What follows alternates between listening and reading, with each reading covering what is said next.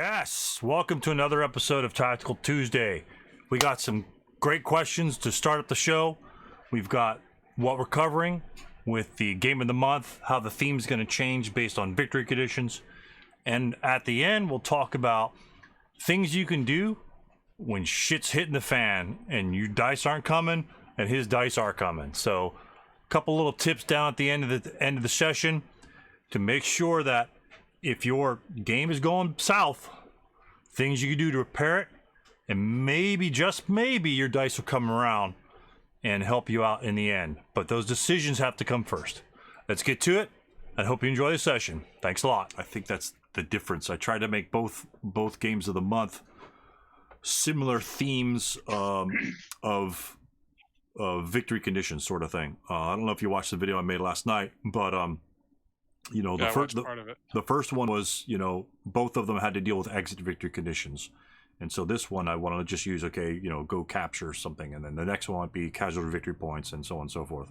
So I want to keep both. I think that's a good idea. Yeah, I want to keep both games with the same sort of theme. So whether you, because I intend to start up an ASL, sort of like Tactical Tuesday, but just for ASL, but just essentially just covering the game of the month, and that should be fine. And that way, both discussions can be had and people can join in both discussions, and the theme of the discussion will be exactly the same. This very similar tactics should be made for each one, or whatever the case may be. It's just, you know, we're looking at the same type of scenario. First and foremost, does anyone have anything they want to have questions on, things to present, anything like that before I can have something for you? So again, you guys come first. If you guys have something pressing, if you were playing a game that some strange thing came up, or you just wanted something to share, it doesn't matter. Just let me know and we'll cover that, and then we'll do some other stuff as well. So with that, if anyone has anything to share, we can cover that. And hi everybody. Hey, Mark. Yeah, hi, good. Okay, you can hear me. Sorry, I've been just ripping my power system apart and putting it back somewhat together. So I hadn't done anything severe. So yeah, actually, I do have a very specific question. Shouldn't take too long. No, not at all. Fire it up. It's easy. It's relatively easy to set up. I'm just going to put a couple pieces on the board here. Okay. Oh, okay. Cool. You just use the same board. Yeah, wow. It's easy to demonstrate. It's not terribly specific here. Okay. Very cool. Right. Very cool. Let me just pull up a squad. Oh, if you guys want to sync with me, some of you guys entered the room before. I changed the room to the game of the month game, so that's kind of what we're looking at here. But if Mark's going to use this map. So in case you need to resync, it is the starter kit S16, the Legio Patria Nostra game, and so I just want to make sure we're all on the same map.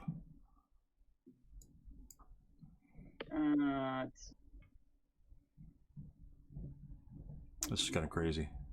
I was in another room about 5 minutes ago, and the gentleman had a question about covered arcs and things like that. So, yeah, no, this really wasn't about this isn't really about covered arcs. So let's assume, all right. So let's assume the tank is all right. Can everybody see this? All right. So let's assume the tank is here. The tank is where it is. It's expended. Oh, let's say 10 movement points to get there. For whatever reason. Okay. So it well, actually it's probably a little better if he's here, let's say. Let's put his covered arc.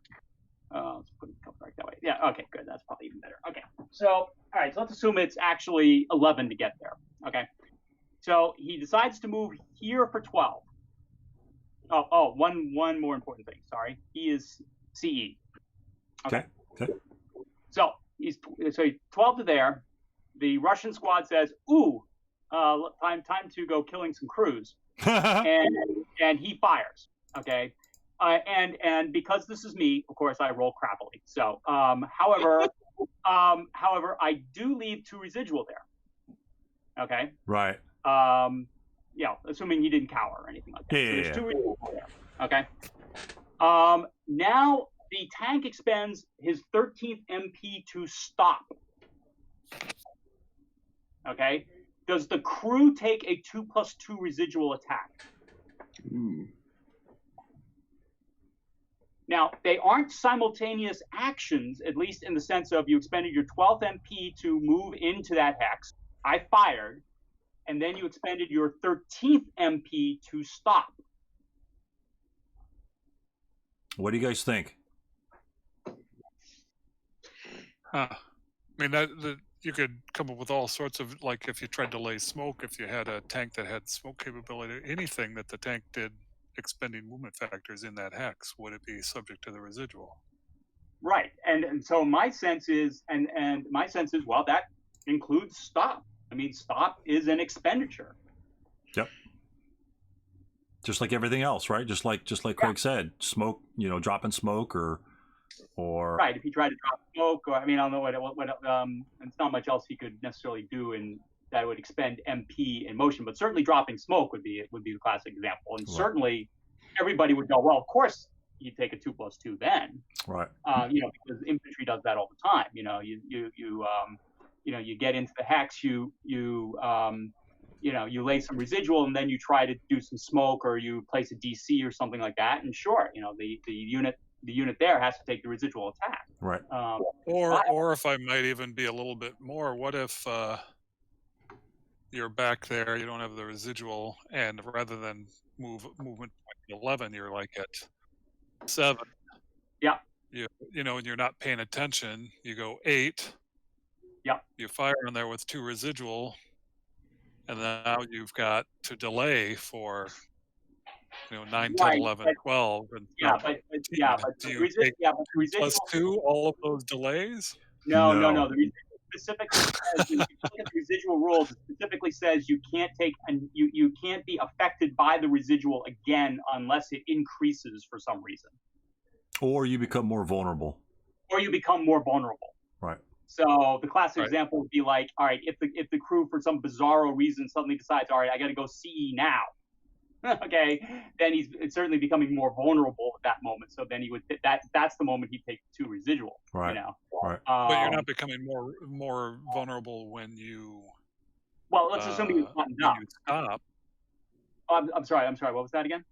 I said, so in your initial example of, well, you were there at 12 when the squad fired, laid down a 2 residual, and then you stop on 13.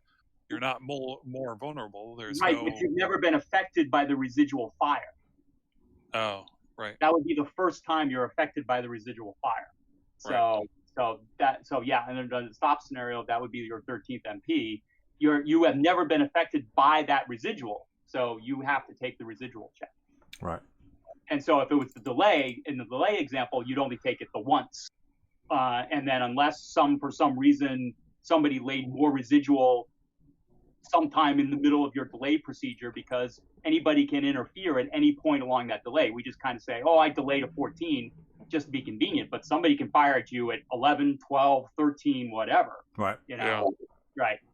However they want to do it. And they could lay more residual, and then you have to take another residual attack at MP 12 or 13 or whatever. Yeah. Right. So it's kind of interesting in that fact, but we spent a little while, but it was like, my impression is, that you have to, the stop is is not a simultaneous expenditure. And so because of that, you take the 2+2. And of course I rolled in 9 or something like that. So it didn't. Right. Yeah. I watched, after spending 20 minutes, right, I roll a 9, and it's like, oh, great. Yeah. But it was still something that just kind of came up in a game, and I just thought I'd bring it up here. So that's my question. So there you go. Now, okay. Things to note on this particular example. Well, first of all, we'll start with the delay. Remember, as Mark has schooled me on this, you have to be stopped to delay. So that. Think of the situation in this case. Let's say he stops and takes the residual firepower, right? And then somebody else, so he enters the hex, let's say to 7, right? He shoots at him at 7, no effect. He stops for 8. He takes the 2 residual, right? and then let's say at the stop MP, someone else fires on him and increases to 4. So it's like an 8. You get 8 plus 2 shot. Somebody else on the left hand side, let's say there were 2 guys over here that fired as well, right? So we've got other guys. So these guys first fired, and then these guys on the left hand side. Well, they're not moved. Only the tank is moved. And so what they do is they fire on him, get an 8 plus 2, right, as normal because they're just first firing, and whether they first fired, and so they leave 4 residual. And then since he stopped, they fired at the stop. Now he expends the rest to delay. At that point, like Mark was saying, then he take the 4 residual fire as well. Yep, because he is right, because the residual has increased and he is still spending separate MP expenditures. Right. So he initially got shot on the 6 from the unit here. He left 2. He stops, gets attacked by the 2 before anything else. Before anything else, he gets attacked by the 2. And then these guys fire 8 plus 2. And therefore, that would increase the residual firepower. And now he delays out, beats remaining CE, and gets attacked again by the same residual fire, by essentially not the same, but different residual firepower because it has increased. And let's say, like, at the last MP, he attempts smoke, but fails to drop, like a smoke discharger, right? He fails to drop the smoke discharger. Does he get attacked again? Let's say he moves in there, and just these guys fire, and they fire 4 residual firepower after he had stopped and after he had delayed, right? So he's got 1 more movement point left.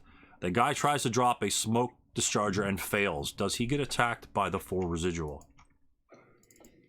He fails. He fails. Based on what we've been talking about, if he hasn't already been attacked by the 4 residual, I think yes, right? Based on what we're saying here. If he, I don't think so, because if your smoke discharger fails to go off, you haven't expended any MP. Oh, you haven't expended. Right. So make sure you don't fall into that trap. And then at that point, because he expended MP on the other ones, he could then button up and then delay out the last one in case something weird happened. Right. So remember, smoke dischargers only use MP if you succeed. So that's that. I kind of wanted to throw that little trick in there on that. So that's a really good example. And if Mark is the Russian, it really wouldn't matter because he'd just be rolling tens of yeah. I watched the game with him the other day, and it was kind of painful. Yeah, it was pretty damn painful. And the tournament game. Yeah, New York. Yeah. Oh my God. It was painful. I couldn't roll. I could roll an 11 to save my life, except it didn't save my life. Yeah. It's those games are not fun. I don't think they're fun for either party. Simply because you know it's happened to you and you just feel the frustration. Well, you should, if you're a human, feel the frustration of the other player. Yeah. It's just sometimes that happens. Sometimes, as you said, I'm sure in war that's happened many times. Sometimes the battle is just not going your way. Yeah, regardless of what you have there. Regardless of what you're doing, it just is not going your way. Yeah, so, this is a really good question. Does anyone else have any questions? Or are we done with this? Are we done with this, gentlemen? Does anyone have? Oh yeah, I just wanted to present that. Yeah. If I could just add one more question on this. Now, if you're using a smoke discharger off an AFV, I understand that doesn't cost any movement points. Now, if you fail, right? Now, had it been an infantry unit, like say an American 666, and he's trying to throw smoke, that takes movement factors, no matter whether that is fails or not. Right, absolutely. So, and therefore, John, what would happen? They would be subject to the residual firepower. They would be subject. Now, let's take for your example. He moves into this hex.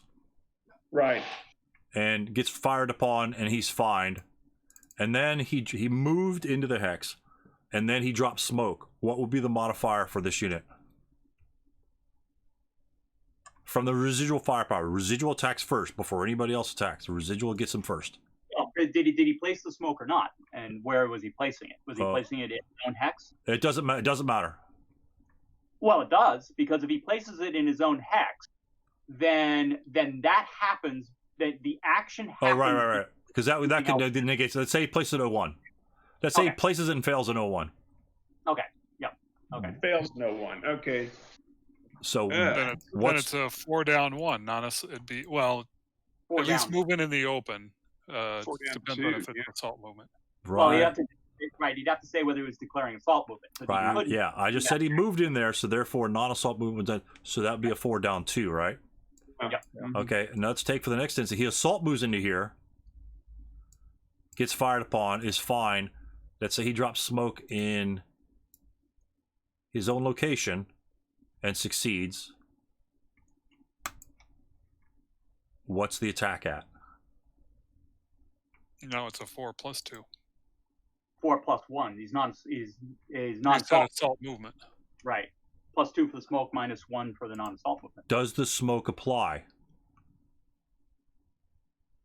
Yeah, it's in the I think target. it does. Yeah.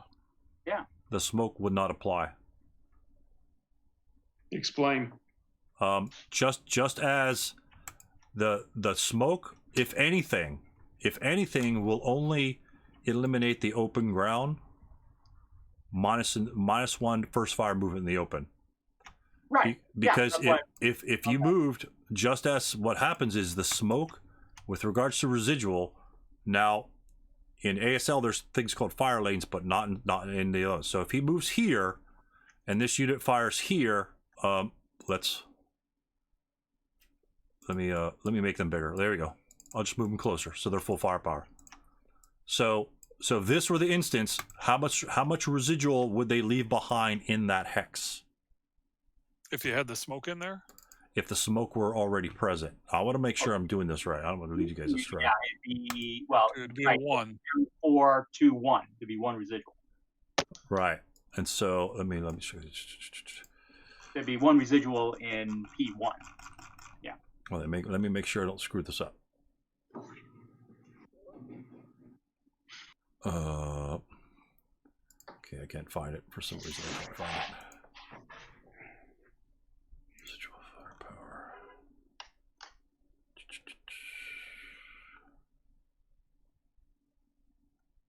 There we go. Are you assuming both units are firing at this American unit? Yeah, so they're going to generate an 8 firepower or 8 firepower attack on that. Got it. So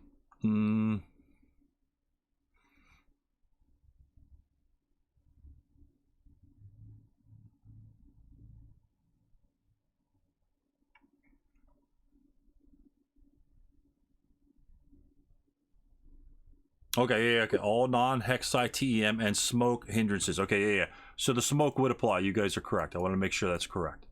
So the smoke would apply. Now, if you had a different hindrance, like in between, like this only applied on the initial shot to reduce the firepower of the residual. So therefore, any attacks from them, this guy is still. Let's say it was reduced. Decreased. Let's say it was decreased to 1 from the smoke effect, right? I think that's what happened. It was reduced down to a 2 based on the smoke. So therefore, this guy would then be, in this attack, what would that attack be? Yeah, you're right. That would be a 1 down 2, right? Because it's already taken into effect the smoke residual reduction. So that's what I wanted to make sure I got clear on that one. So right. And, but yeah, the smoke in the hex will affect the attack, which is good. Which is good. In the same way, much in the same way as if we moved it over. Like here, if the Russian, the assault moves into there, the Russian fires, the residuals 4. Oh, except it'd be reduced, right? So the residual would be 2. And then if he tries to lay smoke, he takes the residual. Whether the smoke is there, or whether it's smoke that's there, or orchard, right? So the smoke really is, whether it's smoke or not doesn't matter. It's just what you were saying. Right. Yeah, the hindrance between the targets. Yeah, will reduce the firepower. Right. Now, any smoke in the hex will affect the residual firepower attack. Right, So- is added as a Right. as a hindrance tab. Right. already. Right. Yeah. So because everything else has been taken into account. I mean, although you don't have hedges and walls, anything that's used to affect the firepower going in doesn't apply again to it at whatever attacks are left in there. And so, yeah, it's pretty interesting at that point. Yeah. So, but yeah, the smoke And is one thing that I'm sure everybody gets that I always have to think twice about is if these squads are firing into there, we know that the residual is affected by the orchard, but it's not affected by the smoke in the target hex. right because it's between, right? Correct. Right. So Right, it's yeah, the it's, residual it's is the used, it's whatever is outside of the target hex. So Right. if smoke were here, if the Russians were firing it there, it does affect residual. But if smoke is on the target hex, then it does not affect the residual. Right. Yeah. Because they get the bonus of the smoke in the residual hex on further shots. Right. You don't get it it's like firing on to hit. You don't get the size modifier or moving based onto the to kill or whatever like that. All those are already factored into either the initial shot, the initial IFT shot, or the initial to hit shot. And so you usually are never double penalized by that shot. There might be smoke generally has a tendency to change the rules on that. And so again, this is another good thing that the Americans players can try to realize that, if that's going to be a trouble spot, and even if there were residual in that hex, if he were to drop smoke in that hex, then you would get the benefit of that smoke if it should happen to drop, because the attacks occur after the expenditure of the MF. So you can't break him until the smoke either drops or he fails to place smoke. So. But yeah, that's a good question, and just want to expand on just using the infantry in that sort of aspect, because there's a lot of American scenarios in the starter kits, and using the smoke can be tricky, and you always refer back to the rules just to make sure you get those clear, because smoke is really different in the game. It's not like a regular. It's not like a regular hindrance. It's very similar to a regular hindrance, but adds its own little special rules, just as we see here. So, and then of course it's gone at the end of the movement phase, and as would be with the residual. Honestly, because they're both green, that tells you they're both going to be gone at the end of the movement phase. So that's kind of useful in that sort of aspect. So, well, that's really cool that they at least color code them. So that's really nice. So I will throw in one last thing on residual, just because I found this to be shocking. As he said, like residual, like nothing affects residual once it's laid outside the target hex, and that includes concealment. So for those of you heading out to the jungles of the South Pacific, you enter the hex, you do not have the residual for the concealment. Right. Yep. That's another common. That's a common error, because it's already taken into account when the residual is placed. Yep. So all the bad things have happened and we've already reduced it, and so that's important to know. So that's an important little thing to wrinkle. Yeah, that's a good question, and definitely a good. First time it hits, first time it hits you, you're a little shocked about that. So, Yeah. with the concealment. So No, just throw that out there. Now then again, like say it's taking that into account. If you want to lay residual and you've got something like this going on, and this guy moves first right here, and you think he's going to, let's assume there's some sort of hindrance in between them. You might not want to fire on him first. You might want to fire on this guy to leave residual in case there's somebody behind him, because let's say there's a smoke or something like that. So if you got a smoke here and these guys on the left hand side fire on him, you're not going to really be leaving pretty much anything. Your initial attacks will be halved, and that'll leave 2, and this will be 1-0. So it's like that's where you get sort of like the double penalty going on, where you get screwed by the smoke and you get screwed by the concealment. Whereas again, order of movement, gentlemen, order of movement. Right? If the order of movement makes a big difference, even right here. If you move this, let's say you assault move this guy first and he wants to pop him, he'll leave 0 residual. But let's say he knew both of these guys were going to jump in these hex for whatever reason, and this guy goes 2, right? Let's say he goes 2 and places the smoke, right? And you know this guy might want to go over there. Then to try and deter that type of movement, you might want to fire on this guy, even though it's really going to reduce your residual firepower. That's going to be 8. So you got to have a base 4, 2, 1 from the smoke, right? Yep. But when this guy makes his move over, he'll get attacked at 1 - 2. Yep. Whereas if it were the opposite, if this guy goes here, he assault moves here just to say there was smoke here already or some sort of hindrance, and then let's say there's an orchard here, and then he drops smoke over here, he won't leave any residual for this guy to make that move. So order of movement, at least on the attackers, also makes a big difference. So when you get into concealment and that sort of thing, it will come into play, and that's very important. And it came up into, man, either a couple games ago of mine, where it's just the simple basic, or maybe it was the last example, the last Tactical Tuesday when we were talking about assaulting that tiger in the open. We covered order of movement to attack the tank, and we covered the different avenues and the different consequences of moving one unit over the other and the benefits. And so the same thing applies to other things that you want to execute in your game plan. It doesn't necessarily have to be when you're attacking a tank. It might be moving across the street, going into a building right next to him first. Do you want to assault? If you might want to move the concealment guy here first to assault, move in there. Maybe this guy wants to take that shot. Well, he'll leave less residual for this guy moving in there. Maybe this guy can't take a full movement because there'll be too much residual, but maybe because the concealment reduced the firepower of your attack, now he can move 2, or maybe there's a guy over here that can get to it 1, 2, 3, 4, 5, 6 by CXing, where you probably wouldn't want to do that before. So again, there's just consideration that if that guy's going to fire, let's minimize his effect on that unit and all other units that might be able to react, because you might not see it initially. It's like I move there and it's like, oh, this guy first fired now. Oh, okay, now I can move this guy, where you may not have planned it initially. Maybe this guy was going to go over here or something like that. So always think about your order of movement and how it's going to affect your attack or his reaction and things like that. Again, we've covered it with leaders a lot. A lot of guys won't shoot leaders that are just running willy-nilly by themselves. Like, I don't care about that. I'm worried about that 666 squad or that tank or whatever first. But if that guy gets into a position which may put you in a pickle, that you probably don't want to really waste your shot on a particular leader, especially like if it's really critical. But that's again a game decision that you guys have to make.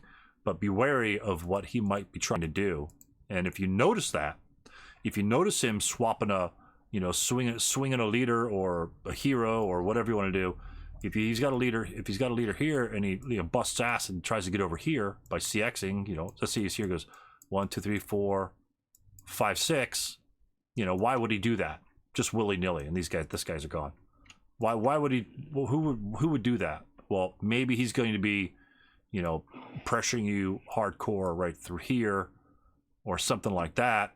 Maybe there's a guy over here that could assault move here, and then we could break that guy in the open, because I think he's in the open. Yeah, let's say he's in the open. Maybe we would break that guy, and this guy's going to be in a world of hurt. Whereas if you think about it, let's say these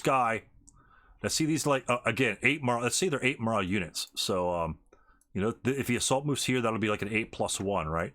This guy here is concealed. This will be an 8+3. Those are hard shots to make. But let's say this guy's busting ass, right? Let's say this is the situation. That guy's busting ass to get behind you, right? It's his turn. Remember, timing of turn also makes a difference. He's busting ass to get behind you. Do you want to take this shot, and maybe why? Would you take that shot? At least on maybe one of them, if not both of them. Preserves your route path. Right. Instead of being forced to route over here, which if this is the case, actually it may preserve your life. In this case, it will preserve your life. So if you know you can't take on these units, you know, an 8+1 and with a 6 morale unit, I might take that shot. I don't think that's such a big deal. But you think of the same situation is if this guy gets here again. This is an 8 down 2. Are you going to get that from there here? Nope. And he's a 7 morale unit. Does he have any firepower? You probably don't care about that. If he breaks, let's say he breaks. If he breaks here, and these guys make it, and they break you, right? And let's say you have like another unit that's out of the area, but let's just say he's, for shits and giggles, he's within normal range. All right. Okay. I don't want to have to get a 4 for 7 now. What does this unit have to do? If he weren't there, what does this unit have to do? If these were the only guys in the game, I guess he doesn't. He could stay where he is. Exactly. He could just stay where he is, right? Can these units route to L2? No. Nope. But if you have this guy here, what must the American do? Normal range of the enemy unit. Yeah, he's got to go to M4, L4. Right. He's got to move, which it really doesn't give this unit much more. Let's say he moves like that or out of line of sight for let's say he moves out of line of sight. It'd be better for him just to move here, right? Because now these guys still can't route to L2. But if this unit routes over here, where can he route to? He can go to L2. Consolidate instead of, you know, if he was like this and he couldn't route here, where could he route to? Where would he be his destination if he had to route? But then he couldn't route to L2. Where could he route to, and maybe any conditions that might come up in that sort of aspect? Well, he could go to L0, or he could choose to ignore that and go to J0. Absolutely. Because did you guys see that? This could be ignorable because there's no further distance from the 666. And there's 7 morale. It might be a stretch to get over here, but hey, I think this is much better than being here, because guess what happens next turn? You're dead. So you might as well move over here. And if this guy tries to move to try and screw him, he's at least got some coverage here. I mean, and this guy might, you know, move up here. Or this guy might be pressured to do something else. So at that point... So let's do a quick question related to that. If we're, like you said, if for whatever reason, the American leader, he goes, you know, let's say he routes to M5 for whatever reason, wasn't thinking, or just some compelling reason did that. Yeah. That DM'd, well, actually better would be, say, to here. So now, well, maybe he's still in the line of sight. Yeah, it's SK. Yeah, so if he's not in the line of sight, yeah, you know, he was in line of sight here, and if at some point he got out of line of sight, right. Let's say he goes over here. Yeah. Could he still now route there? Absolutely. Okay. Absolutely. You only have memory of enemy units in that unit's movement phase. Now, mind you, these units do not route together. Technically, they route independently. So you could route one guy here, and the other guy could try to make a break for it back here. Actually, at this point, you'd have to route there, right? Yes. Because that would be further from both units, and that would be the closest to MF. At that point, if this guy moves out of line of sight, you have to route there. And that might be a reason why this guy, you know, gets out of LOS to force you here instead of allowing you to go either here or here. So again, when your units are broken, they are still fully functional units in terms of screwing your enemy. Right? If you made it to here, if you were the Russian player and you were so inclined to hold your fire because you love point blank fire, right? You want to blast the shit out of these guys, and you wait and hold your fire there. Does this... Who wins this? Who wins this situation? If you hold your fire and fire 20 plus 2, and you just, you know, you unload the beast, takes a 4-level morale check, and he breaks. What did you just do? Set yourself up to be eliminated. Yeah, you just killed yourself, waiting for the point blank fire. Does everyone see that? You wait for the 20 chart, you roll, and you roll. That's definitely not Mark's roll. So that's Yep. All right. So yes, so you get There we whatever go. result that is, and he rolls his morale check, and he pins or breaks. Pin would be the absolute worst thing, right? Let's say he breaks. You just screwed yourself. You just screwed yourself. You have to fire at range to keep him away from you, because if this guy breaks and you break, it's the American's player turn. American player routes first. Does the American player have to route? Nope. Nope. Why not? Because he's not adjacent to a good order unit. Correct. Or an unbroken. Unbroken. Yeah. I always get confused with the close combat guys because they're not in good order either, but they're unbroken. But yeah. So he doesn't have to route, and it's just as if this guy, you know, it's the value of that unit broken there is the same value of this stack of units there in terms of screwing this guy and routing. It's the exact same end result. He prevents this unit from routing to this location and adjacent. That was his whole purpose of moving that leader there, or trying to get him there, is to destroy these units here. So be careful with that. This may not seem to be your high priority target, but if you're dealing with like 8 morale units and concealed units, that especially concealed units in stone buildings, that's just rough to begin with.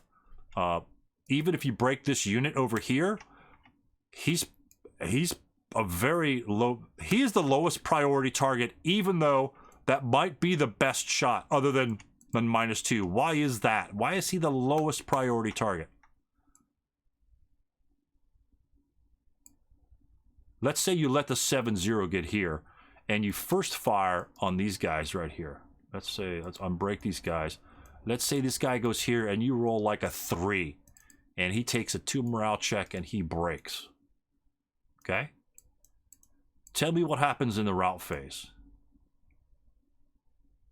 American player turn. Remember, whose turn it is makes a big difference. And let's say these guys are broke in by some bullshit shot, either from these guys or somebody else. This is the result. You break him. The hardest guy to break, you break. Okay? What happens in the route phase, or the route phase at this point in the game? American player turn. Well, the American player, he gets to stay where he is, and the Russian player is eliminated. Right. Let's say there were 1 broken unit here. Okay? 1 broken unit, 1 unbroken unit. How does that change the situation for the Russians? Or does it? It might not. Or does it? How does that change the situation, or not at all?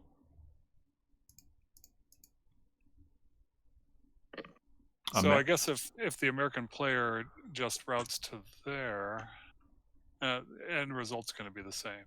I mean, the Russian could then route here, but then he's got to continue to route, and he's dead. Nope. He can route there, and he can stay there. But he can stay adjacent to the broken unit? This is a legal route. He doesn't have to move, because why is that? He's not adjacent to an unbroken enemy unit. Just like as if this unit were broken here, and he's here, the American doesn't have to route. He can move there. He can move there legally. But he can't move there and then move adjacent to him again, because that's moving adjacent to an enemy unit, all right? He's out of line of sight. He can go to that location now. Oh, shit, there's a unit that's present in my line of sight that might have an impact on the direction of route. Like if he routed to a unit here, whether it's a squad or a leader, then you are correct. He would be SOL.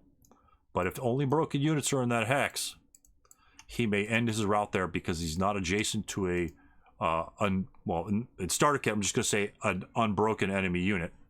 We won't go into the known. So this would be a legal destination. Is he out of the woods? Not really, but he's alive for another turn. So again, let's go back to the target. So let's reflect back upon this situation here. This guy is. Oh, we're just going to remove this guy. Put one of these bad boys in there. Okay. Hardest target to shoot. That was the hardest target for him to shoot at in effect. Let's go at, let's say he doesn't want to fire at the 7-0 because he just dismisses him. He's a 7-0. I don't give a shit about a 7-0. Let's shoot the easy target. 8. Let's say he moves full bore. 1, 2, 3. So that's an 8 even shot. Tell me about this shot. And he breaks. And then tell me that then this guy fires and these guys break. Did firing on this unit do anything to save this unit? Remember, this guy, if he knows he's an assault engineer or a 747, that's going to be 8 firepower even in the advanced fire phase. That's pretty brutal. Breaking this unit did what for the Russians? Well, not a whole lot, because he can't route toward him. He still can't route toward them. Yep. It did nothing. Yeah. This and this is the same effect. This is a 20 plus 2. Breaks him. Doesn't change his situation of danger. This guy is an 8 even. Breaks him. Even though he's a 6 morale unit. Let's say this guy over here, this 747, let's say this was a British unit that has 8 morale. This guy's an 8 morale, and he jumps in there. Again, he was concealed, and so he'd be the toughest unit to attack. But let's keep it SK. So 7 morale, 8 and 6 morale. He's the easiest unit to break in this configuration.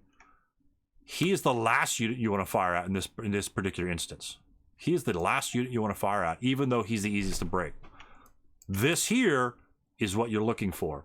You want to make sure that if he's moving guys into position that are going to get good shots on you, or decent shots, or dangerous shots, or you just feel nervous, you want to take the safe route. And if this is an 8 minus 2, 7 morale. If he breaks, you could then either low crawl back or do the route back normally, even though you're going to be interdicted. We don't care about the interdiction per se, because if you move here, let's say you couldn't be interdicted at L1, but you have to move there because you didn't ignore it.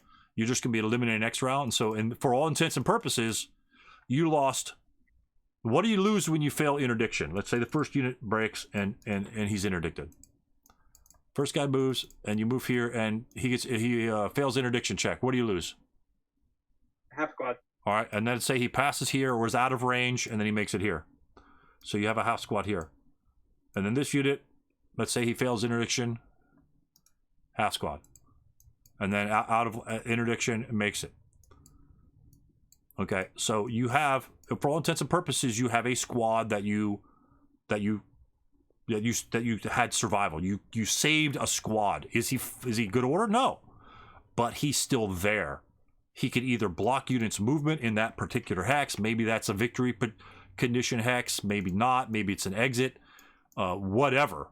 He's occupying space and he's going to block units, even broken.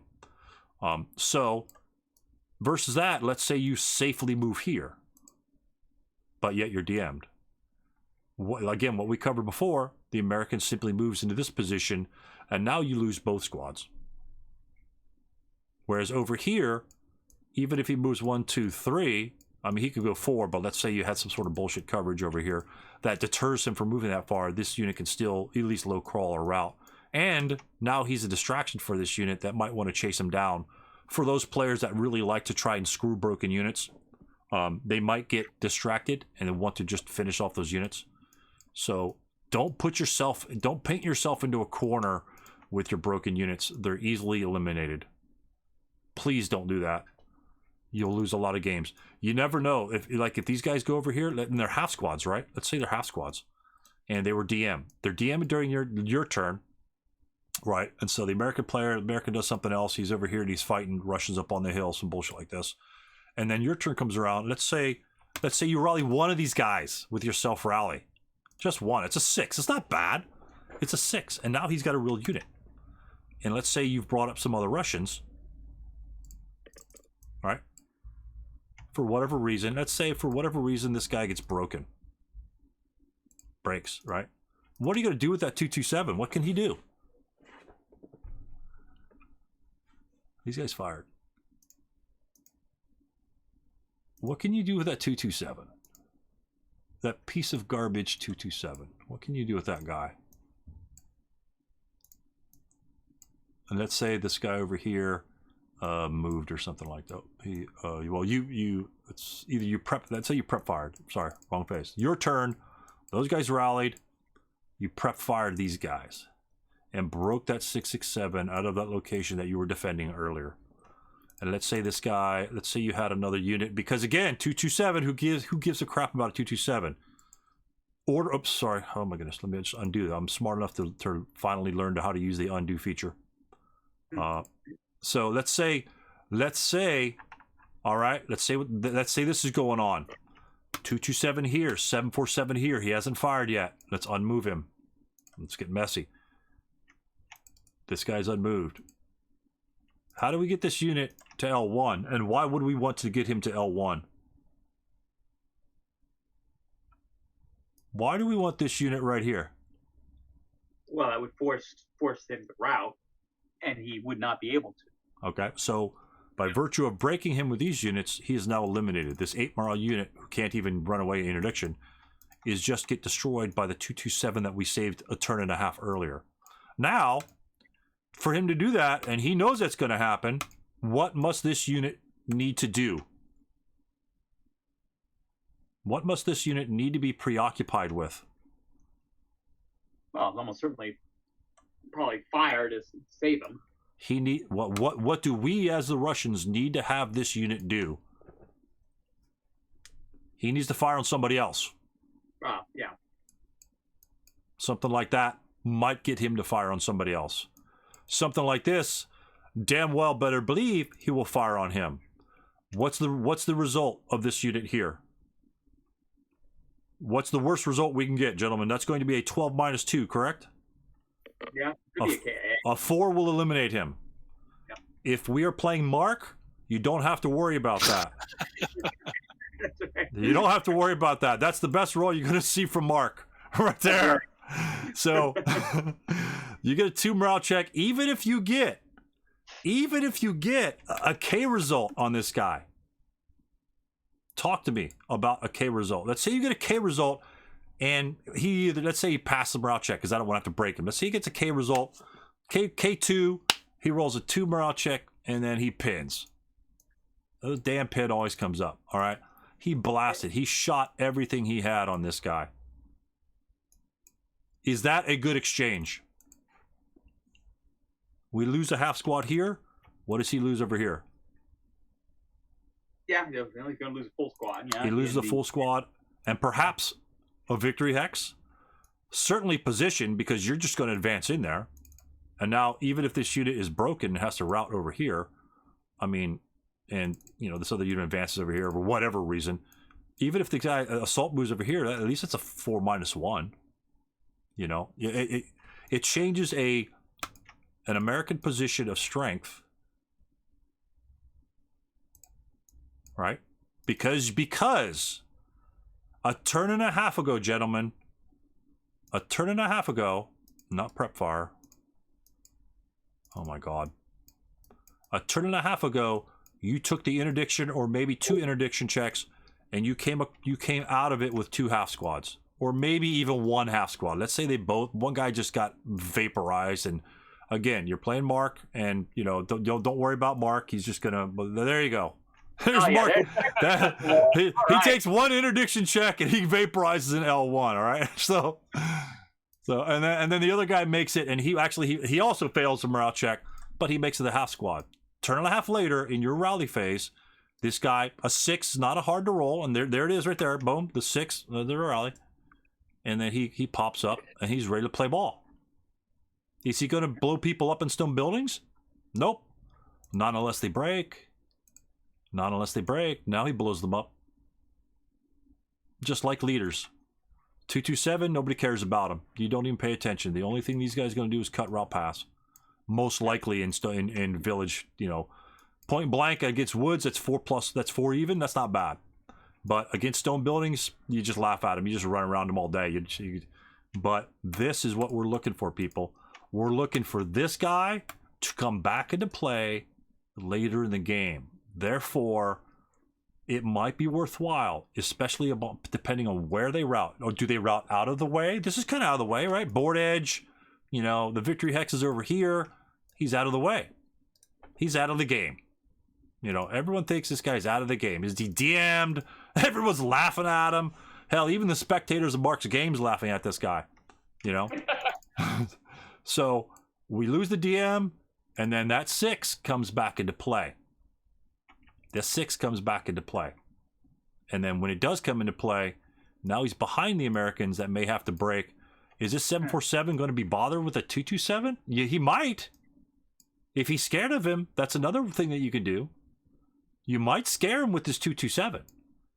You might want to cause this guy to fire on here. You might want to move him first. If you've got something like this, if you got something like this planning on the backside, you might want to scare him with this unit, right? And then force him to blast him to allow this guy to avoid the 12+2 shot. This is only going to be a 6+2 shot after that. 12+2 versus 6+2. Big difference. If this is what you want to do, remember your game plan. Order of movement is huge. Don't just move randomly. Please don't move randomly. We've covered this a lot, especially this sort of stuff where you may have a 20 chart later on. Don't move randomly, and definitely don't move these sons of bitches in with one hex, just in case there's some sort of screwy line of sight from an allied German vehicle over here that I can't seem to change the covered art. Don't move them in a stack in the open here to get blasted by this guy. Just because that's one LOS you missed. One at a time, baby. Nothing to rush. Nothing to see here. Nothing to rush. Yep. If he fires there, 6. What type of residual firepower will he leave there, gentlemen? Let's see subsequent versus fires. How much residual? 2. Does this unit give a shit about a 2+3 shot or 2+2 shot? No, he shouldn't. You shouldn't. He'll need to roll a 3 for a morale check. And if he's rolling 3s, you're probably losing the game anyway, I mean, that 3 is just a 3. That's just one of the things that we're looking at. But on average, he's going to roll 7. No effect, especially stone building. No, in the open? Yeah. You got to pay attention to that. Even a 1-2, you got to pay attention to. 2+2, you could ignore it. You could actually move Italian squads through that hex and not really have a problem. But again, is your objective to get on this unit or to eliminate this unit? With that simple example, we sacrificed a half squad and potentially a full squad, right? 527. Even if you sacrifice the full unit, right? Look at the strength comparison of the units, right? Tell me which one you'd rather lose. Which one is a stronger unit overall? American 666. Right. If anything, if that was a 527 American, if anything, even if 526 American, or let's say it was a green unit, that 3 exponent of smoke makes it a bad day, especially in a city fight. You smoke, roadways, and everyone behind them gets a free ride. Even if you lose this full squad in the KIA, this unit elimination is a good exchange. Overall, in general, obviously, there are situations like if this is a victory hex and if you died there, then the Americans can move in there. Obviously, you probably don't want to do something like that. You might want to do something else. But just in general, let's say if our objective was to get rid of these guys, exchanging 1 for 1, if you believe in your game plan, that is a good exchange. Even a full squad for a full squad, I would agree with you that that's a pretty decent exchange. The range is shit. Ranges, 6 is gigantic, and the 3 morale and the firepower, of course. Jump to close combat, we know who has the advantage, and so on and so forth. So, again, order of movement was different in terms of routing this unit back, having him recover, jump back in the game, and then depending on our game plan, how do we want to use that 227? So when you route, don't just low crawl all the time. Again, route with a purpose. Why are you low crawling? Are you just low crawling because you have to move away? Well, more than likely you're going to low crawl into open ground, right? Am I mistaken about it? If you're low crawling in open ground and there's a 527 2 hexes away, that's a 4 even shot. You're most likely going to be taking, there's a good chance you're going to be taking morale check anyway. And since you're broken, there's a, depending on your nationality distinctions, there's a good chance you're going to be failing morale check and you're going to be casual roost anyway, but during his turn. And so if you can get away from the danger earlier, even if you should happen to lose a little bit of your force, please consider it. Don't just write off the route phase as I'm just going to low crawl because I can and I'm safe. You might be safe that route phase, but think about his movement phase coming up or your next movement phase. Can he defensive fire on you? Maybe at that point, maybe let's say low crawl would be the answer. Let's say you had a stack of units. Let's say you had 2 guys there, right? Maybe low crawl is the answer. Maybe low crawling here would be the answer. Let me break them both. Break. I need to lose control. Maybe low crawl is the answer with these guys here. So what would you do to try and keep these guys alive? And then we'll just go on to the next time. I don't really want to blow them. To keep these guys alive, you need to distract these units so they don't fire up on them. They're going to be re-DM'd. I would definitely lose the DM in this case because if they stay there, they're going to be re-DM'd anyway. But just lose the DM, the guys in open ground, because it's just going to be reapplied. And that forces him, that reminds him, if you keep the DM, he doesn't have to fire on them again. If you voluntarily lose the DM, that forces one of these guys to either A, fire on him, or if it's his turn, make sure that he's in normal range of those units. If these guys move past, let's see the 666 moves over here, and the 747 moves up on the hill, because that's just where they go. That unit is, as soon as, let's see, it's like this. That unit will not be DM'd. And that was his turn. Then, what do you need to roll to get at least one of them up? You need a 7. And as long as you're not Mark, you're going to get one of them up. and then you got one squad. And then guess what he can do? He could then be used to kind of cover for this unit or do whatever the hell he wants to. You can CX 1, 2, 3, 4, 5, 6 and retake a victory hex. So please look at your units and ask yourself, how is Stu going to scream at me when he goes over my replay with my broken units if I don't think through my route phase? If I don't have a plan with my units and I just route them haphazardly, how is Stu going to take that apart? You say, okay, Stu would say, you could go here, you could go there, but like if it didn't fall into your plan, maybe your plan is to put these guys here to bait him to go this direction to get you. If that's your plan, that's your plan. But you've thought about that. Think, as long as you're thinking about what you're doing, I have no problem in what the resolution is at the end of that. As long as you believe in your heart that that's, if it happens to give me an advantage by doing this, I'm down with that. Because I don't know the opponent you're playing. I don't know his tendencies. If he has a tendency to just chase down all your broken units or ignore them, you play that type of player differently. If I always chase down your guys, you might want to leave a couple guys broken around there because I'll split my forces off just to go hunt them down because it's a free kill. I like to have dead units in the stack, but if I can ignore them, if I'm a player that ignores them, then you need to keep that in your game mind, in your game sense. Not every game is the same. Depending on who you played, not every game is the same. And when you do play the same opponents, like some of you guys do, you have your favorite, buddies that you play. Try to pick up on their routing tendencies. Try to pick up if they route very far, if they don't route far at all, or if they stay where the hell they are and route in place or rally in place. So pick up on those little tendencies. That will give you that slight edge when the time presents itself in, say, the second or third scenario down the line. It may not be every scenario that this situation comes up that you could take advantage of. Maybe you're a defender that doesn't have a lot of units. It really can't take advantage of broken guys. That's situational. But look at the situation, evaluate it independently for each unit. Just take a pause. Say, hey, I'm just going to chill, route phase. Look at it. Say, okay, he's been pushing hard this way. Do I want to route that way? Is there a way I could route somewhere else? Or is there a way that I can route that might put me in line of sight let's say this guy over here, right? This guy's got a route. Let's say it's a route phase that I didn't even fire on this unit. Let's see the Americans are right here. And this guy's a normal range. These guys are out. These guys are out. Oh, normal range. He's out of line of sight. All right, normal range. Let's so this guy will DM this unit by not firing upon him in the beginning of the route phase because he's within normal range and he's not halved and not pluses, not anything like that.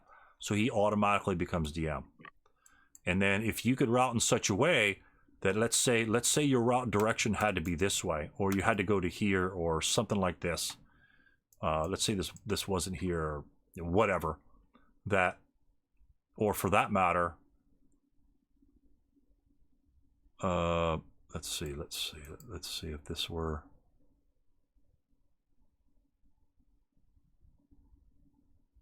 Anyway, I'm trying to give an example here. There's too many goddamn buildings.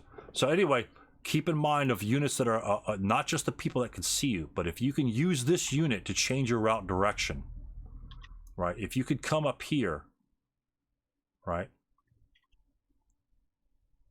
Oh, actually, yeah. If this is your destination, right?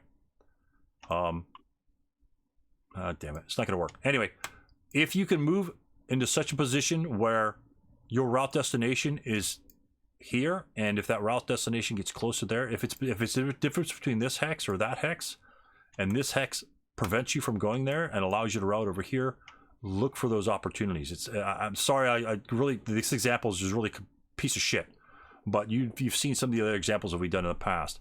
Use the routing techniques that we used here. I think the S55 routing right in the middle, when I was right in the middle of the board with my Russians, there were like 6 different ways that 7-0 could get to units, or those broken units could route to different locations on the whole board. That is probably one of the best examples that I've seen or performed. That, I mean, even with your guys up, you guys gave me half those route paths, and some of you guys said, hey, he comes into LOS over here, you can't route that direction, which opened up the other opportunities.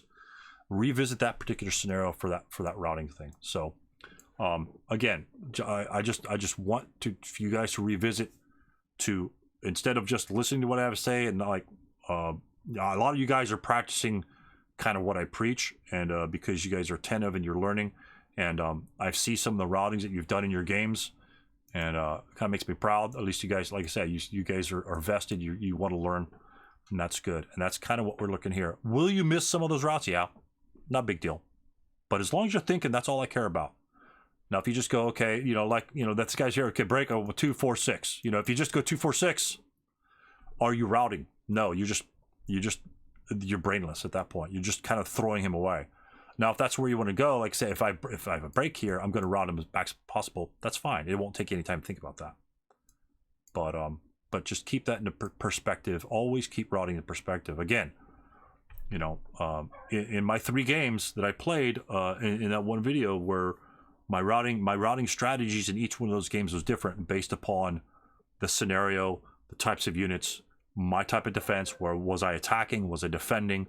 Was I doing something else? My routing strategies in all 3 of those scenarios were different based upon the scenario objective and how I approach the scenario with my game plan. You guys should do the exact same thing with your scenarios. Starter kit, ASL, any other type of game, whether it's a hard game or a difficult game, approach it independently. You know the basic rules. You guys know how to do all the things right. Use the techniques that you have and expand it, push it to the next level. And that's kind of what the reason why I chose a gun scenario or a gun game for the game of the month, to have guns. So for all the guys that are in Starter Kit 1 that haven't had Starter Kit 2 and things like that, but you've played any number of games, 5, 10, 15, 20 Starter Kit 1 games, okay, let's step out of our comfort zone. Let's step into the world of guns. And I chose the scenario because I think there's maybe that's in the maybe it might be actually in this one here. It's got mortars, AA gun, and AT gun. So 3 different types of guns, and that should give you the full breadth of covert arc changes. Turrets. Essentially a turreted AA gun, which will reflect upon tanks, which you'll be playing later on, and then mortars, which will get you to read the mortar rules and understand area target types, or learn to understand or begin to understand area target types. And when you guys play one another, and if you play other players that haven't even scratched Starter Kit 2, just, you know, walk them through it. It's for learning purposes. Walk them through it, and hell, even give them pointers. Say, hey, mortars are good for this. You know, obviously make sure they don't set the mortar up in a building, you know, unless the scenario special rule allows it, and things like that. There's going to be rules they miss, and just kind of remind them, oh, well, by the way, you probably can't do that, or you know, when you set up a gun in a building, if you move your covered arc, your penalties are doubled. Things like that, which are very easy to forget. I don't care what level you are in your SK or ASL play, things like that are easy to forget. And so we just want to kind of go through it, use it as an introduction to those particular scenarios, and then build on our SK and ASL knowledge on that. And so that's the whole point of me throwing guns in there, kind of cool early, and that way we can, you know, pursue push it up. If you play the guns and you say, hey, this is really cool or this is really dumb, that might, you know, help you guide whether or not you want to pick up SK2. You know, maybe you don't have SK2. I don't care to get SK2. That guns seem kind of cumbersome. You know, they really didn't do anything. Can't hit infantry in buildings and things like that. You know, what's the point? You know, it's I like my infantry. Like me, I mean, I love just little infantry engagements. You know, I can't hit anything with guns either, and especially stone buildings, you're not gonna shit. But you know, I love my simple infantry engagements. It's just the way I am. Most of my games, you'll see that there are a lot of infantry, not 50 pieces of armor. You know, not a giant defensive thing. I like simple knockdown, drag out fights. Now, will I play with the other stuff? Yeah, absolutely. You know, step outside your comfort zone, experience those things, and you never know what you'll find. Maybe it's like, hey, guns are cool. You know, I love, you know, because the guns are hip. You can set them up. They're trickery. You could trick your guy. Say, hey, I think his gun's going to be in that center building, right? You know, and then you put it off to the side. He moves his like 9-2 stack, and you just blast his ass out in the open, and then he gets paid for it, and that's worth it. That's worth it. That's worth the excitement of the guns. That's what guns brings to the game, is the excitement of where is he? You know, you can bring him at any time. He's like a hide and seek sort of thing. So for those of you guys that haven't played the SK2, I know many of you have, but there may be a couple guys out there that haven't. This is an opportunity to play in a friendly environment where, you know, hopefully your opponent will assist you freely in nailing down some of these rules that you may or may not have played at all, or even read for that matter. So I just want to reiterate to you guys, if other guys are going to be joining the game of the month, just, you know, obviously that I you know, I'm not saying that you guys wouldn't, but just kind of remind everyone that, you know, make sure, you know, some guys might not know how to play them effectively, and they might be kind of skittish. You know, they don't want to jump into it because, you know, they read the rules. Like the first question we had today, you know, about the covered arc thing. I read the rule, and I still don't understand what the hell the guy's talking about, you know. And people get rules wrong all the time. All the time, even setup rules. I mean, just a simple thing is setup. I was talking with John. I'll just tell you real quick, and then we'll go on to another question. Real quick, a guy had his setups, right? So he, like, let's say this is my American setup right here, right? So I either had a 6.66 or let's say, you know, 15 7.47s, right? So I got 6 7.47s in that hex. Obviously, it's illegal, but it's just an over exaggeration. And this guy here, the guy said, the guy played, this was an experienced player, mind you. He said, yeah, when you first set up, this is what you see. You only see that these two hexes contain my units, but you don't know what units they are. And it's like, what? What? You know, unless it's a scenario special rule, it's not the way it goes. So it was like an inspection thing. So again, it just goes to show you that even experienced players either play with their own house rules or misread a rule or something like that, and you'll find situations where that occurs. So again, just FYI, even if you're playing a very experienced players, they're going to get some rules wrong, even if they're basic rules. So just say, hey, that doesn't sound right to me. I remember reading that last week or something like that, and then you find the rule You guys know how to do it. I don't know how to tell you talk to people, but just realize that you know, those players, and they may think that they're doing it correctly, which is fine. But you know, even I have convinced players that I've played against, you know, I've played for 20 years or whatever like that. It's like, you know, but did you play correctly for 20 years? That's the question you need to ask. But so I you know, wasn't up on my smoke rules and the way they disperse and things like that. And we kind of got the rule wrong. Well, I kind of got the rule wrong, but he based his acceptance of that sort of like the argument solely based on me, even though he felt like kind of odd about it, just like we had right in the beginning. We felt odd about the way he was explaining the rule, but we really couldn't nail it down. And that's exactly the same situation that I had with that smoke, but I got it wrong. I was the other guy in this case. I got the rule wrong on like when it dispersed or something like that. So therefore, you know, I made an honest mistake. I thought this way it played. Just stick to your guns and say, well, this is how it explains to me, and so on and so forth. So again, that's kind of long there. So anybody else have any great examples? I think these are like spectacular examples of the rules discussions and the residual firepower. Does anybody else have anything else that they want to bring up? I'm game for anything. You know, this is some good stuff that we covered. Obviously, you know, if you just tell me to shut up if you got something going. I have a tendency to just talk. Well, no, I mean, I can't think of anything besides just you know, how do you learn how to reprogram the VASL dice spot so it gives you better rolls? You buy dice and you use the dice tower and you use yeah. Well, actually, I did mean to ask you at some point about how your camera setup worked. But, okay.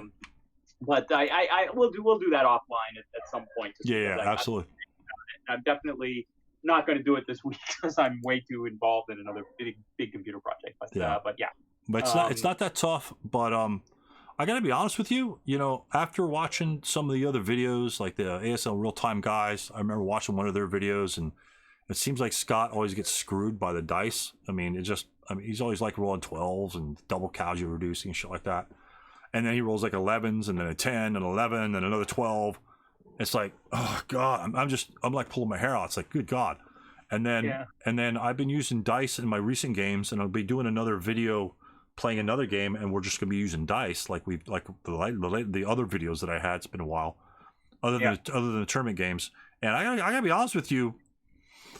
You know, I might not get all my rolls. You know, roll 9 for morale check, 10 morale check, but I'm not rolling 3 12s in a row. I'm just saying, I'm not rolling 3 snakes in a row. I'm not rolling a snake 3-3-3. You know, that shit ain't happening. It feels. Plus, you get to use your material. You get to use your dice. You get to use your dice tower that you paid $150 for, or the dice you paid $25, $50, whatever you paid for them, or nothing that you stole from your friend in the last tournament. I don't know, but there you go. So you're channeling the ASL Scenario Archive guys with their top 5, face-to-face counters. Yeah. So you can use your towers, and even if you guys just use Skype for your games, I mean, you do have cameras there. Set up your camera. I mean, set up your camera, just throw it on your dice tower. A lot of guys have done that for years before, just for years, and they just want to use their dice because, you know, the dice spot is what it is, and you know, people say, yeah, statistically it's this, that, and the other. But, you know, if it makes you feel better rolling your dice, roll your dice. No one's going to say anything about it. Just roll your dice. I even know one guy in a tournament. He said, you know, I don't want to use the dice bot. I just want to use my dice. And then the other guy used the dice bot. And so the other say, yeah, sure, no problem. I don't care. And you just roll a dice and you tell them what you roll, and, you know, this that, and the other. If you're going to decide, oh yeah, look, another 2, you know, it's like, all right. Fine. Yeah, if you roll, if you roll 3 2s in a row on the dice bot, people don't say anything. But if you roll 3 2s out of your dice tower, they say, oh, that's a bunch of bullshit. He's cheated me. Well, what? You know, the dice bot has done that before. 2 3 3. You know, and so it's you can't.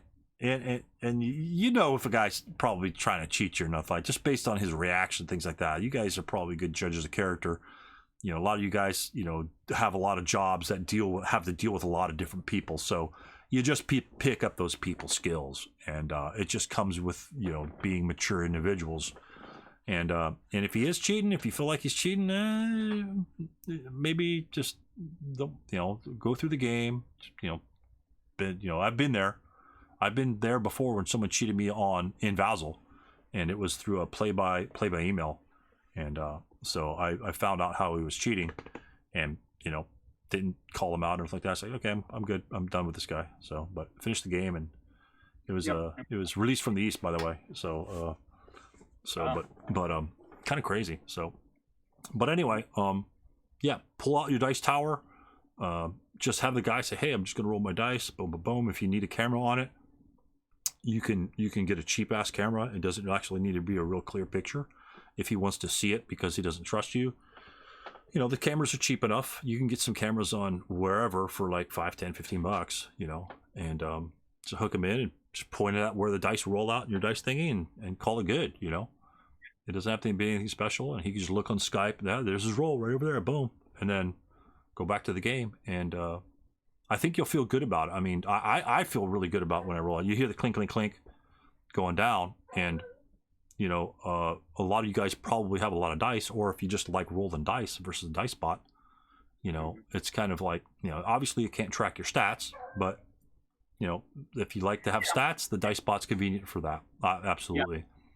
Yeah, so. It was nice to at least.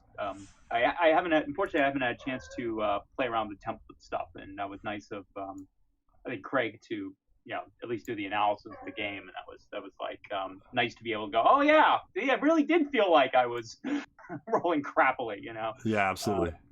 Yeah, so that was. I mean, so in that sense, yeah. I mean, I actually like it since obviously I'm a math, statistics, computer guy. It's nice to be able to just see the breakdown and think about how you'd present the information in more useful ways. I've been thinking about that. Well, yeah, because as I said, I've always the average doesn't really tell you everything. Nope. Nope. It's like okay, especially since as I said, morale checks are most things in the game are just simply like, all right, greater than this number or less than this number, but fire attacks are very different, and and so so the numbers kind of mean different things in both contexts, and I'm trying to work on ways to maybe present that information in a in a way that you can feel like, oh yeah, I was actually really rolling well on my fire attacks. A lot of them were low, and I was getting lots of good results, and and others, like you say, if your average morale check is like a 9, but you only made 3 morale checks because all of your attacks were like 3s, you never needed to make morale checks, and so it didn't really matter that your average of your morale check was high. Right. It just didn't come into play. So yeah, so there's a lot of things kind of like that, that kind of skip past since the complexity of the game, there's a lot of things that kind of skip past just the sheer average of your die rolls, right. sort of thing. Right. So it's just kind of, as I said, it's but even in the case, even in game with Craig, there's still there's still a sense of, how do you either minimize bad luck or maximize good luck. And sort of thing, and so I think that's an important part of play. Sometimes things just don't go your way, but how do you minimize that? How do you keep yourself out of those situations where bad luck can really as I said, there's that whole other level sort of thing, and that's part of the skill of the game. Right. Okay. You guys can answer that right now. You guys have that answer right now. Tell me what the answer. Tell me the first thing to come to mind. If you're having bad luck in a game, what's the first thing you should think about to help minimize your bad luck in the game? Anybody? Give me certain things that you guys have done to try to minimize your luck or your bad luck. What's the first? What do you think my answer will be? What do you think my answer will be? Route better. Route better. Thank you. If you're gonna have bad luck, you're gonna be breaking. If you have bad luck, the choice of where you move your units to where they're going to break, or hopefully not break, but Mark's had some bad luck. If if you just can't pass a damn morale check, and if you know if anybody fires that son of a bitch, he's going to break, you better be moving to a spot which will give you a good route path to get the hell out. It might take you a little longer to get there, but you'll be alive instead of dead. Yeah. And that is what we can look at. That is what VASL logs are for. Yeah, oh yeah, no, I agree. Yeah, I mean, look at your logs.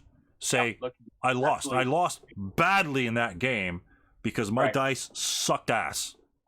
Go back. Do nothing else. Do nothing else but look at where you move your units. Knowing. Just go in there with cheat. Say, I know what's going to happen in this game. This guy moves here. Could I moved him somewhere else? Knowing that my block was just shit that game, or the last couple games has been really bad. How can I adjust for that bad luck? Will he still break? Possibly. You know, maybe you spend an extra MF to move in a wooden building instead of, you know, moving over here, which might be a little further, which, you know, whatever. It might take you a little. Remember, you have the advance phase to get that extra hex. You don't have to end in the location where you want to be. Okay?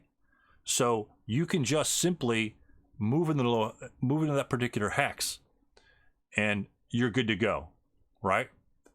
So if you need to get to the stone building, yet he can bring 20 firepower to attack you at that location in the movement phase, but not if you move behind it. Don't move in the building until the advance phase. What does that force him to do during his prep fire phase?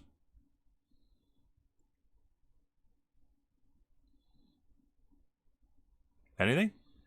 If he fired upon you in your movement phase, what does he get to do next turn when you're broken? In your movement, then he gets to move. Yeah. He gets to move. But if you moved into that location, into that stone building, taking the same 20 firepower attack in the advance phase, what does he have to do and what does he lose during his turn? If he chooses to fire on you, what does he lose? Well, he loses movement. Yeah. He loses movement.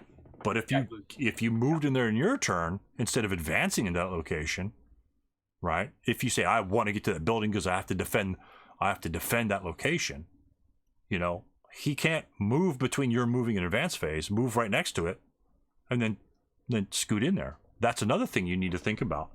Do you need to occupy the location? Do you need to advance that? And then he has to make a decision. You know, if that's his only target in the defensive fire phase, of course he's going to vaporize you. And then if he doesn't vaporize you, he gets another 20 firepower chart if that was his plan overall anyway. So now he gets 2 20 attacks instead of just the one, even if he was going to fire on you, regardless, you know. So only give him the one. If you're giving him 2, that's 2 rolls that he gets a rate. It's essentially, it's like he's got a 20 firepower, rate of fire, whatever, and he gets 2 shots. Boom, boom. So make sure you're not giving your opponent that. Advance in there. Let him waste his firepower. Let him blast you. You know, let him blast you. Now he can't move. That guy, like a lot of players say, if you're prepping, you're losing. You know, it doesn't apply all the time, but it stops him from moving. You essentially, quote, pin that unit. You know, yeah, you may be vaporized, but you know, as long as you have supporting troops to make sure that he can survive. And that's another thing. If you put yourself into a tough situation, and if you put yourself into a tough situation, if your opponent breaks you, because you're having bad luck, you know, with the dice, or what, let's say the dice bot hates you this week, if you know he's going to break, make sure you can cover that guy, at least from a couple different angles, so he just can't move up on you and kill you, just like we were going over in the beginning.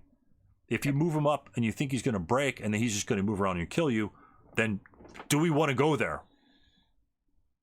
We don't even want to go there. At that point, we cede that building to him because it's too hot.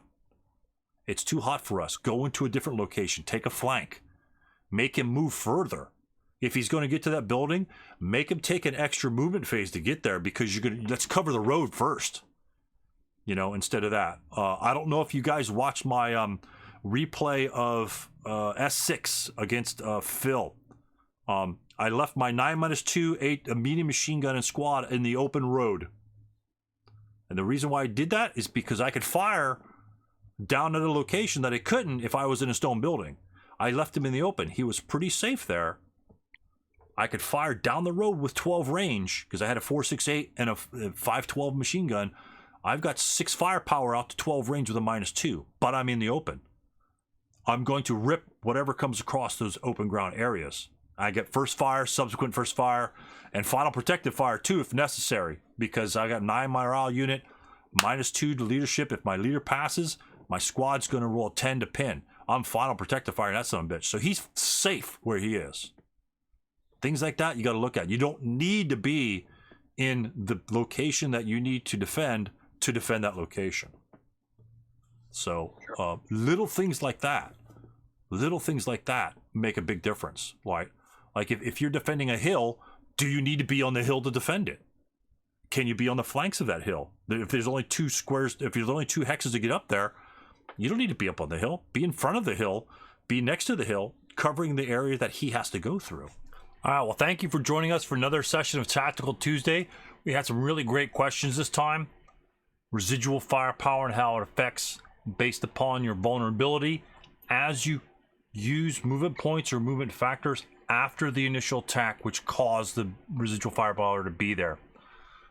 We also had other things based on routing, knowing when and what units are going to be the most hazardous for your units that might be in a precarious position, like the 2 5.27s we had in the open, and also how to try to overcome days when you're having bad luck, bad dice, bad whatever.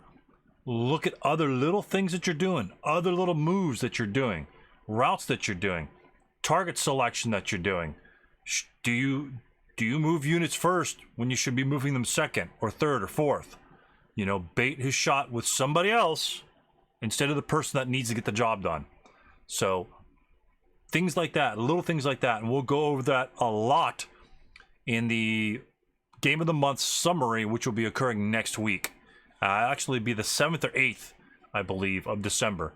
So you can join us for that one. We'll go over 5 games of Ad Hoc Chef DuPont. Each little game has a little something in it that's very intriguing, very exciting. So join us then next week on Tactical Tuesday. Thanks for watching.